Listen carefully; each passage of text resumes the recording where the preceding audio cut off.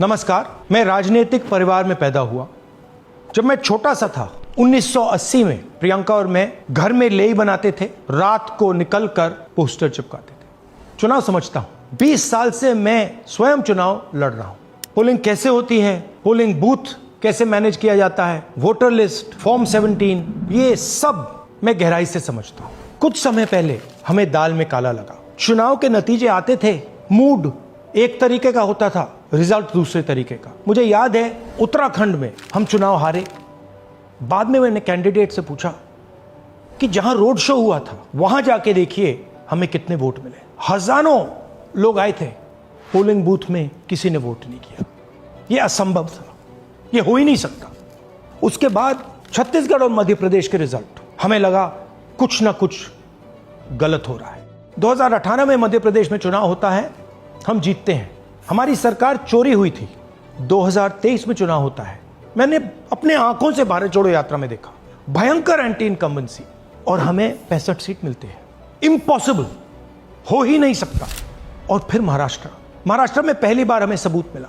विधानसभा और लोकसभा के बीच में जादू से नए वोटर आते हैं, और जहां भी इन नए वोटर्स ने वोट किया वहां वोट बीजेपी को गया। महाराष्ट्र चुनाव के बाद जब हमें डाउट हुआ, हमारे गठबंधन के सारे नेताओं ने प्रेस कॉन्फ्रेंस किए और हमने इलेक्शन कमीशन से कहा कि आप हमें वोटर लिस्ट दीजिए, वीडियो रिकॉर्डिंग दीजिए। इलेक्शन कमीशन ने मना किया।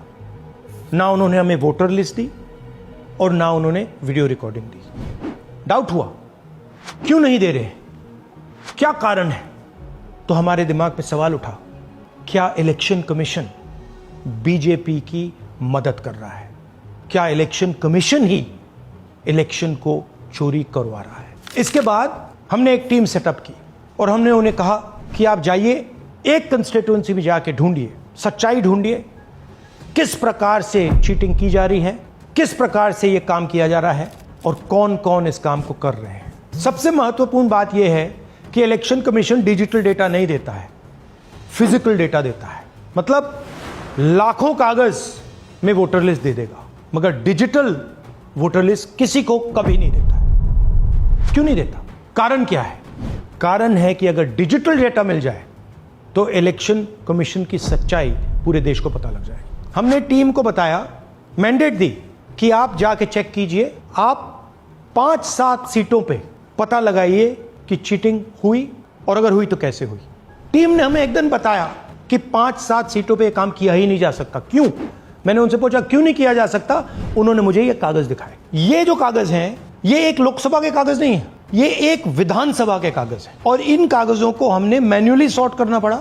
और पूरा का पूरा काम जो हुआ है, इसमें 6 महीने लगे हैं, और एक असेंबली सीट में हम ये काम कर पाए हैं। क्यों? क्योंकि डिजिटल डेटा नहीं दिया जाता। अगर इलेक्शन कमीशन ने हमें डिजिटल डेटा दिया होता तो हम ये कार्रवाई पूरे देश में, हर लोकसभा में, हर विधानसभा में 15 मिनट में करके दिखा देते। हमारे पास अनलिमिटेड रिसोर्सेज नहीं है, इसलिए हमने ये रिसर्च सिर्फ एक लोकसभा में, एक विधानसभा सीट में की। मगर मुझ में अब पूरा भरोसा है कि ऐसी 100 से ज्यादा सीटें हैं हिंदुस्तान में।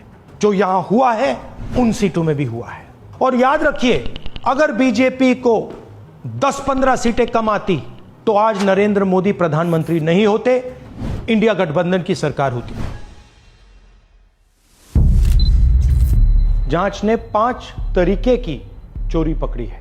डुप्लीकेट वोटर, जिसका मतलब एक वोटर के नाम वोटर लिस्ट में अनेक जगह आ रहे हैं।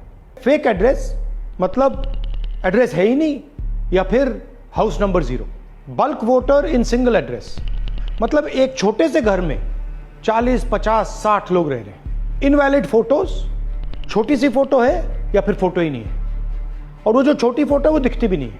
कौन है, किसका चेहरा है, नहीं पता लग सकता। Misuse of form 6। Form 6 first time voters के लिए होती है, मतलब जिनकी एज 18-20 साल की हो, मगर वोटर लिस्ट में 90 साल के लोग फॉर्म 6 का प्रयोग कर रहे हैं। चुनाव में 6,50,000 वोटर थे, उसमें से 1 लाख चोरी के थे। अब मैं आपको 5 उदाहरण देता हूं। यह देखिए, गुरकीरत सिंह डांग, इसका नाम 4 अलग अलग बूथों पे आता है। ये कैसे हुआ और क्यों हुआ? एक और उदाहरण, विशाल सिंह, वाराणसी में वोटर लिस्ट में नाम है और बेंगलोर में 2 बार वोटर लिस्ट में नाम आता है। क्या ये वाराणसी में वोट कर रहे हैं या बेंगलोर में वोट कर रहे हैं या दोनों जगह वोट कर रहे हैं? एक और उदाहरण देखिए, हाउस नंबर 0। तो आपने कभी सुना है हाउस नंबर 0? हमने तो नहीं सुना था, मगर बेंगलोर में हजारों हाउस नंबर 0 हैं वोटर लिस्ट पे। हाउस नंबर 35 की कहानी सुनिए। छोटा सा घर है, ज्यादा से ज्यादा 4 लोग रह सकते हैं, मगर इस 35 में 80 लोग वोटर लिस्ट में रजिस्टर्ड है। ये ERO ने कैसे अप्रूव किया, क्यों अप्रूव किया, पता लगाना है। अच्छा, अब ये देखिए वोटर लिस्ट, इनकी फोटो देखिए, या फोटो है ही नहीं या फिर छोटी छोटी फोटो है जो दिख नहीं सकती। इन वोटर आईडीज पे वोट दिया गया है। अब मैं आपको बताता हूं शकुन रानी की कहानी। फर्स्ट टाइम वोटर बनी है, 70 साल की आयु है। एक बार फॉर्म 6 का प्रयोग किया और उसके कुछ ही महीने बाद दूसरी बार फॉर्म 6 का प्रयोग होता है। 2 बार इनका नाम वोटर लिस्ट में आता है और फर्स्ट टाइम वोटर की लिस्ट में आता है। ये फर्स्ट टाइम वोटर हो ही नहीं सकती। तो क्या शकुन रानी जी ने वोट किया या किसी और ने शकुन रानी जी के लिए वोट किया? ये ही छुपाने के लिए CCTV का डेटा हमें नहीं दिया जा रहा है।